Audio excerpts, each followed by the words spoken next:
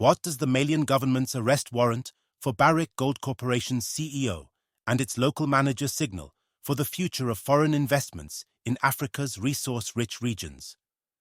This bold move by Mali reflects a shift in the power dynamics between African states and multinational corporations. Once reliant on foreign companies to extract and monetize their natural resources, countries like Mali are now asserting their authority, determined to secure a fair share of the wealth generated from their lands. The arrest warrants for Barrick Gold CEO Mark Bristow and Cheick Abass Coulibaly, general manager of the Loulo-Gounkoto mining complex, underline a growing tension between the Malian government and foreign mining corporations. Mali, one of Africa's top gold producers, is home to lucrative operations like the Loulo and Gounkoto mines, jointly owned by Barrick, 80%, and the Malian government, 20%. However, this long-standing partnership is being tested. Bamako's military-led administration, which took power in a coup in 2020, has been actively pursuing policies to extract greater benefits from the mining sector. With gold prices soaring, the Malian government has made it clear that it will no longer accept arrangements that disproportionately favor foreign corporations. The arrest warrants are the latest in a series of disputes over unpaid taxes, financial mismanagement, and alleged money laundering.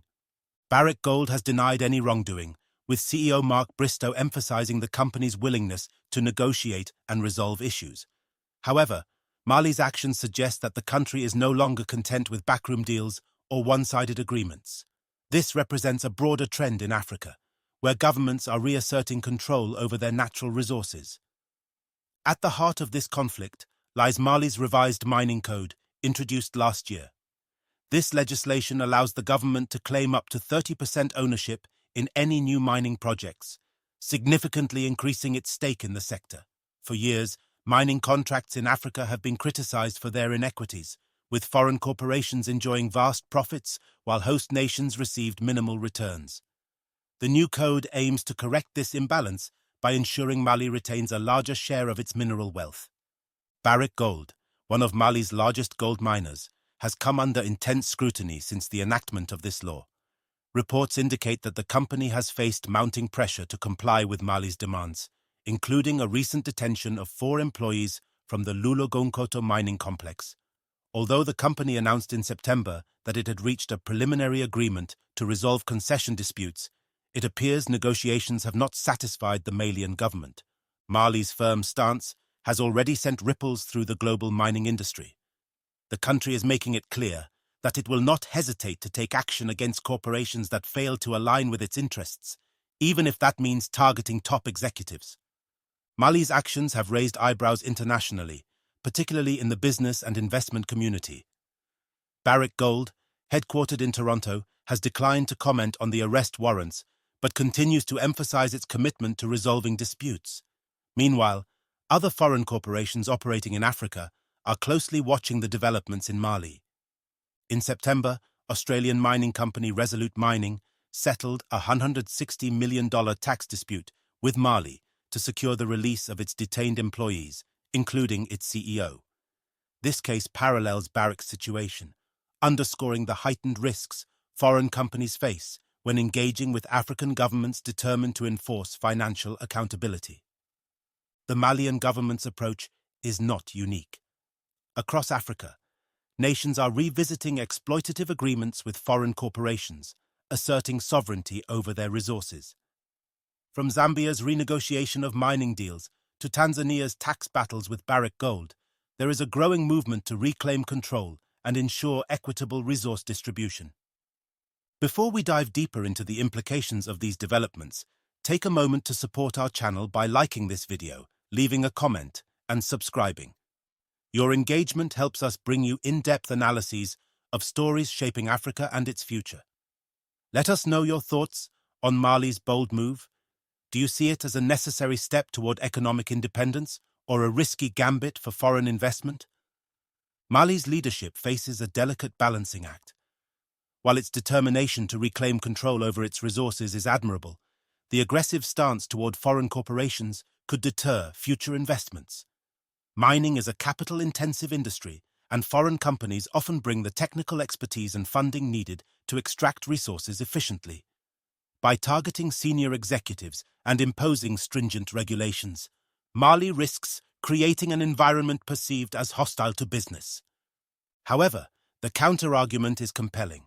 African nations like Mali have long been exploited by corporations that extract massive profits while leaving behind environmental degradation and economic inequalities. By enforcing accountability and demanding a fairer share of revenues, Mali is taking a stand for its people. The government's actions may serve as a wake-up call to corporations operating in Africa to prioritize ethical practices and equitable partnerships. Mali's bold actions set a precedent for other resource-rich African nations. Countries like Ghana, the Democratic Republic of Congo, and South Africa, which also depend heavily on mining, are likely watching closely. If Mali successfully negotiates better terms with Barrick Gold, it could inspire similar moves across the continent. On the flip side, the potential fallout from these actions cannot be ignored. Investor confidence is critical for economic growth, and a perception of instability or unpredictability can deter foreign capital. Mali must tread carefully, balancing its quest for economic justice with the need to maintain a favorable investment climate.